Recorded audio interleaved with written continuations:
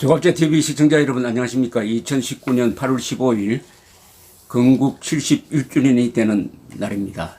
북한 핵 문제를 다루는 한국과 미국, 일본 세 나라에서 맨정신을 가진 정상적인 말을 하는 사람은 두 사람밖에 없다는 생각이 듭니다. 한 사람은 존 볼턴 백악관 국가안보보좌관, 또 다른 사람은 아베 신조 일본 총리입니다. 존 볼턴 백악관 국가안보보좌관은 원래 북핵 문제를 해결하려면은 북한 정권을 없애버려야 한다는 초강경주의자인데, 이 트럼프 대통령이 김정은과 이 쇼를 하고 있으니까 마음고생이 참 많은 사람입니다. 그러나 최선을 다해서 트럼프를 견제하고 있다는 생각도 들고, 트럼프 대통령 또한 존 볼턴 같은 사람이 있어야 균형을 맞출 수 있다는 계산이 있으니까 아직도 그 자리에 있습니다. 존 볼턴 보좌관이 어제 미국의 소리 방송과 VOA와 한 인터뷰를 보니까 할 이야기는 다 했어요. 그러니까 존 볼턴이 트럼프 대통령을 좌지우지할 수는 없지만 일정한 역할을 하고 있다. 그리고 존 볼턴의 입은 최소한 살아있다는 것을 확인할 수가 있었습니다. 볼턴 보좌관은 북한과 실무 협상이 아직도 진행되고 있지 않다. DMZ 쇼 이후에 지난 6월 30일 그러면서 재개되길 희망하지만은 북한이 핵 포기라는 명확한 전략적 결단을 내릴지 여부는 아직 모르겠다. 더 지켜봐야 한다. 이렇게 이야기하면서 북한의 최근 단거리 미사일 시험 발사는 UN 안보리 결의 위반임을 분명히 하고 관련국들의 문제를 일으킨다고 지적하기도 했습니다. 볼턴 보좌관은 그레타 반 서스텔은 VOA 앵커와 인터뷰를 했는데, 트럼프 대통령과 김정은의 판문점 회동 이후 우리는 실무 차원에서 그 어떤 실질적 협상도 갖지 못하고 있다라고 했습니다. 현실적인 문제는 북한이 자신들의 핵무기와 운반 시스템을 포기하기 위한 명확한 전략적 결단을 내릴지 여부다라고 지적을 했습니다. 볼턴 보좌관은 과거의 실수를 되풀이하지 않겠다면서 트럼프 행정부가 빅딜을 원한다는 점을 새삼 또 분명히 했습니다. 이 이야기 듣고 또 북한에서 어떤 반응이 나올지 궁금합니다.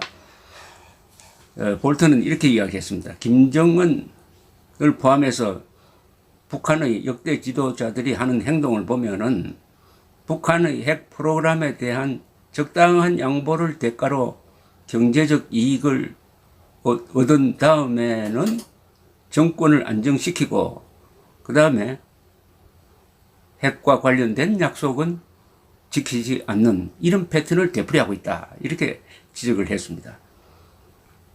북한이 그런 행동을 다시 할 수 있다고 보는 것은 큰 실수를 하는 것이다. 라고 경고를 했습니다. 우리는 다시는 속지 않겠다. 이런 이야기죠.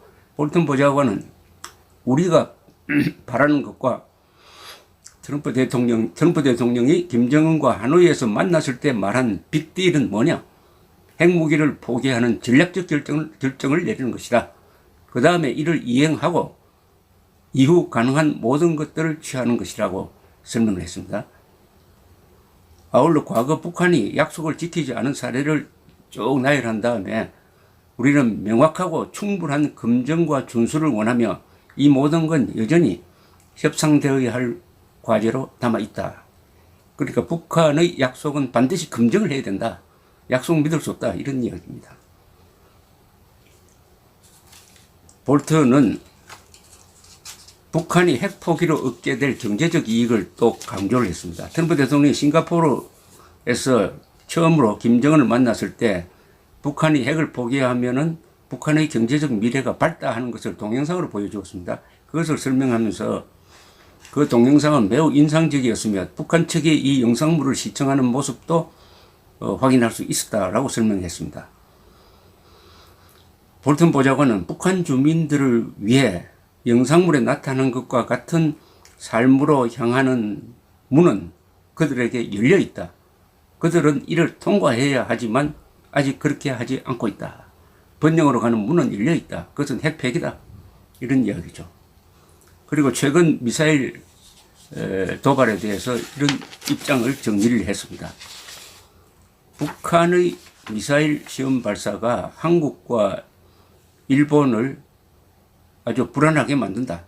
KN-23으로 명명된 이 미사일의 사거리는 아마도 한국 전역과 일본의 일부를 타격할 수 있고 한국과 일본에 배치된 미군들도 위험에 빠뜨릴 수 있다. 아주 정확하게 이야기했습니다. 트럼프 이야기와는 완전히 다르죠. 트럼프는 미국 본토에 도움이 되지 않는다. 이렇게 이야기를 하니까 그러면은 주한미군 그리고 제1미군은 죽어도 좋다는 말이냐. 이런 반발이 나왔습니다. 그러나 볼턴은 한국 전역 그리고 일본의 일부 그리고 일본과 한국에 주둔하고 있는 미군도 위험해진다라는 사실관계를 분명히 했습니다. 그러면서 그는 또 유엔 안보리 제재 결의에 위반한 것이다라고 또 명확히 했습니다. 그러나 김정은이가 트럼프 대통령에게 한 약속을 위반한 것은 아니다. 좀 애매하네요. 유엔 결의 위반이 더 중요한 것이죠. 이건 뭐냐면 이런 문제가 나타났을 때 가장 강하게 나와야 할 사람이 문재인 대통령인데 문재인 대통령이 유엔 안보리 소집을 요구하고 나서고 이렇게 돼야 될 텐데 뒤로 빠져버렸다는 겁니다. 그러니까 트럼프 대통령이 부담이 커졌다. 그래서 트럼프 대통령은 사석에서는 아주 문재인 정부를 못마땅하게 생각한다는 것입니다. 너무 얄밉게 뒤로 빠진다. 북한의 단거리 미사일 도발 정도는 한국이 대응해야 되지 않느냐 이런 이야기죠. 그건 뭐냐면은 그렇게 나오면 문재인 대통령이 긴급 NSC 회의를 소집을 해가지고 한 번만 더 쏘면은 남북 군사 합의서 파기하겠다고 이렇게 나왔어야 되는데 그런 악역을 맞지 않고 트럼프 대통령에게 계속 미룬다. 얄밉다. 좋다. 그러면은 돈을 더 내라. 주둔비 더 내라. 이렇게 나오고 있다는 CNN의 보도가 있었습니다. 볼턴 보좌관은 북한에는 핵무기 프로그램뿐만 아니라 화학과 생물무기 프로그램도 있다. 미국과 다른 나라들이 생화학무기를 포기한 것처럼 북한도 이런 역량을 포기하면서 새로운 사회에 도달하는 것은 엄청난 발전이 될 것이다. 이렇게 이야기했습니다. 즉 핵무기뿐만 아니라 화학무기, 생물학 무기까지도 포기해야 된다. 이런 이야기죠. 볼턴 보좌관은 중국이 북한의 핵무기를 방조하고 미국과 합의를 이루지 않도록 할 가능성은 없느냐라는 질문에 대해서는 수년간 중국은 북한이 핵무기를 보유하기를 원치 않는다고 말해왔다라고 대답을 했습니다. 중국은 북한의 핵 보유가 동북아시아의 불안정을 가져오고 이런 중국의 경제 성장에 해를 끼친다고 믿고 있다는 겁니다. 그러면서 이 분석이 절대적으로 옳다고 생각한다고 덧붙였습니다. 그렇지만은 중국은 또한 북한이 핵을 포기함으로써 북한이 독을 뺀 코브라처럼 돼가지고 한국에 흡수 통일되는 것도 바라지 않을 것이라고 생각을 합니다. 존 볼턴의 이야기를 들으면은 안심되는 면이 있습니다. 문제는 트럼프가 정치인이라는 사실입니다. 정치인은 재선에 가장 큰 신경을 씁니다. 현직 대통령은. 재선을 위해서 트럼프 대통령은 김정은에게 잘 보여야 할 이유가 있습니다. 김정은이가 핵심을 한다든지 장거리 미사일 시험을 하면은 트럼프는 아마 낙선할지도 모릅니다. 그동안 김정은에게 잘 해주더니 결국 당했구나. 오바마보다 못하고 부시보다 못하다.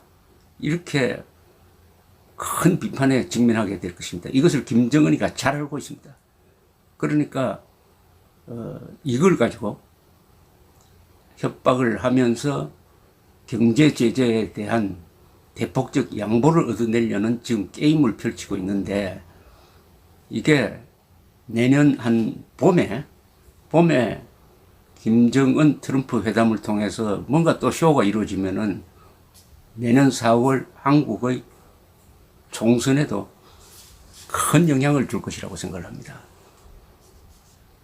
작년 6월 13일에 있었던 지방자치단체 선거에서 집권당이 아주 압승할 수 있었던 것은 바로 그 전날에 있었던 트럼프, 김정은의 싱가포르 회담이었죠. 이런 재판이 이루어질 가능성에 대한 대비도 우리 국민 차원에서 있어야 될 것이라는 생각입니다. 감사합니다.